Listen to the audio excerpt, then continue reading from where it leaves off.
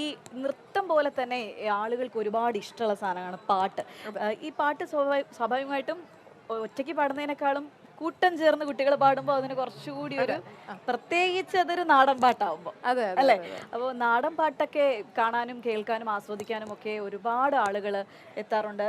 കൊല്ലത്തും അതിനൊരു കുറവില്ലായിരുന്നു എന്ന് വേണം മനസ്സിലാക്കാൻ. എന്തായാലും അത് സംബന്ധിച്ചുള്ള റിപ്പോർട്ടിലേക്ക് ഒന്ന് പോയിട്ട് വന്നാലോ ഐശ്വര്യ? അതെ, റിപ്പോർട്ടിലേക്ക്.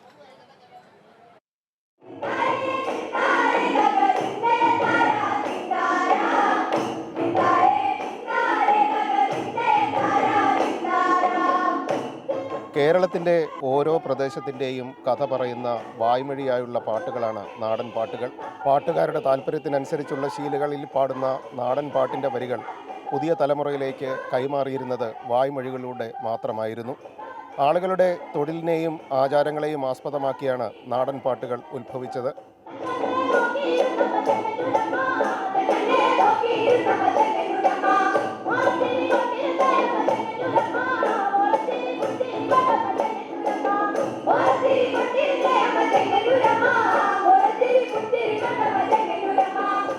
ഓരോ സന്ദർഭത്തിനും യോജിച്ച ഈണത്തിൽ വളരെ സാധാരണമായ നാടൻ വാക്കുകൾ കൊണ്ടാണ് ഈ പാട്ടുകൾ ഉണ്ടാക്കിയിരിക്കുന്നത്.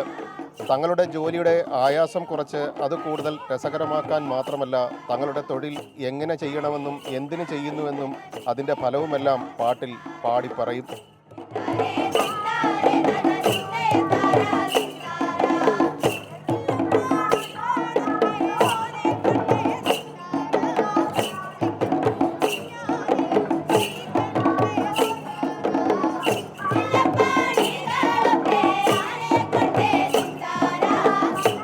ഓരോ സ്ഥലത്തിനും അതിനനുസരിച്ചുള്ള ജോലിയും ജോലിക്ക് ചേർന്ന നാടൻ പാട്ടുകളും ഉള്ളതിനാൽ ഓരോ പ്രദേശത്തെയും നാടൻ പാട്ടുകളും വ്യത്യസ്തമായിരിക്കും. കൂടാതെ ദൈവത്തെ പ്രാർത്ഥിക്കാനും പ്രകൃതിയെ ആരാധിക്കാനും തനതായ നാടൻ പാട്ടുകളുണ്ട്. ഓരോ ജില്ലയുടെയും പ്രത്യേകത അനുസരിച്ച് കുട്ടികൾ മനോഹരമായി തന്നെ ഇത് അവതരിപ്പിച്ചു. മികച്ച പിന്തുണ അവർക്ക് സദസ്സിൽ നിന്നും ലഭിക്കുകയും ചെയ്തു. ആദ്യം ഭയങ്കര ടെൻഷനൊക്കെ ഉണ്ടായിരുന്നു. പിന്നെ സ്റ്റേജിൽ കയറിയപ്പം ആ ഒരു ടെൻഷൻ മാറി.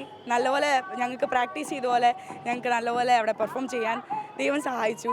പ്രാദേശികമായ ചെറിയ വാദ്യോപകരണങ്ങൾ ഇവരുടെ പാട്ടുകൾക്ക് മാറ്റുകൂട്ടി.